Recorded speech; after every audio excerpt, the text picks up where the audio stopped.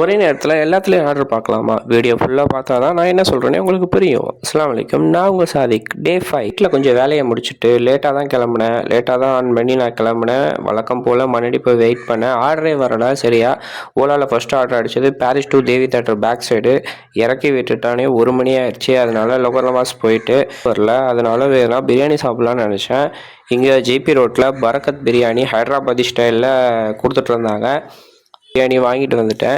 பிரியாணி நல்லா ஃப்ளேவராகவும் மேலே கொஞ்சம் ஒயிட் ரைஸ் வேறு போட்டிருந்தானுங்க. அதான் ஹைதராபாதி ஸ்டைலு. பார்சலுக்கு பாக்ஸாக கொடுக்குறாங்க. அதனால் பெட்டராக போச்சு. மஜிதில் உட்காந்து சாப்பிட்டேன். பிரியாணியை நல்லா இருந்துச்சு. 2 பீஸு ஒரு எக் இருந்தது. சாப்பிட்லாம் அந்தளவுக்கு பறக்கத்தாகவே இருந்தது. பிரியாணியோட ப்ரைஸு 120. அசர் தான் ஆன் பண்ணேன். திருவத்தூர் ஆர்டர் அடித்தது போட்டரில்.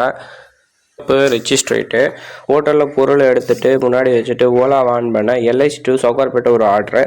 அப்படியே சவுகார்பேட்டில் இறக்கி விடுவோமே மண்ணடி டு டோல்கேட் ஒரு ஆர்டர் அடித்தது. அதையும் கொடுத்துட்டு திருவத்தூரில் இந்த பார்சலை கொண்டு போய் கொடுத்துட்டு ஹோட்டலில் ஒரு ரைடு கமிஷன் போக 162 ஏர்ன் பண்ணோம். ஓலாவில் 3 ரைடு 214 ஏர்ன் பண்ணோம். 100 ருபீஸ் பெட்ரோல் ஆச்சு. ஒரே வேலையே லைனில் 3 ஆர்டராக பார்த்துட்டு வந்துட்டோம்.